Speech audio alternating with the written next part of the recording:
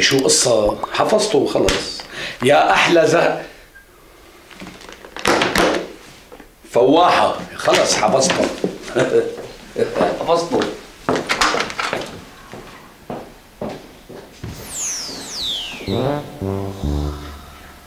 بس ما اتلبك هلا وانا عم قل الكلمتين اللي حفظتهم لزهرة؟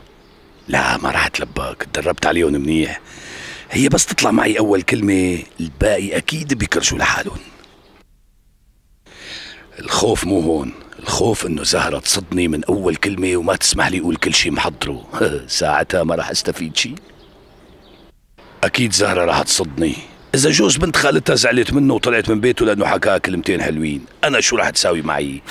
اكيد من اول كلمة راح تترك الغدا وتطلع من البيت. ساعتها راح تنتزع الخطة.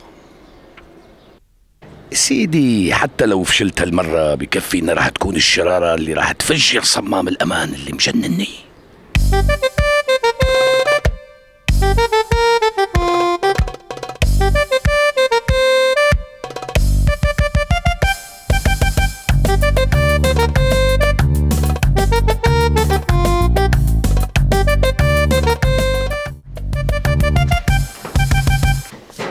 شو عم تعمل؟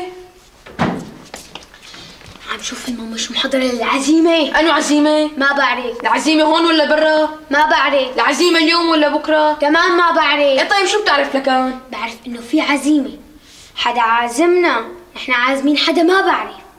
اليوم العزيمة، بكرة العزيمة كمان ما بعرف. العزيمة هون ولا برا؟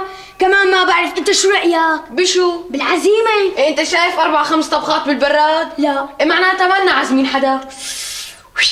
يا لطيف شو ذكي. شوفوا الذكاء من وين عم ينقط. شوفوا معناتها اليوم نحن معزومين وعزموني الناس عندك يا حبيبي. جابوا البريج وملصنا سوا. تعال بلص تعال بلص.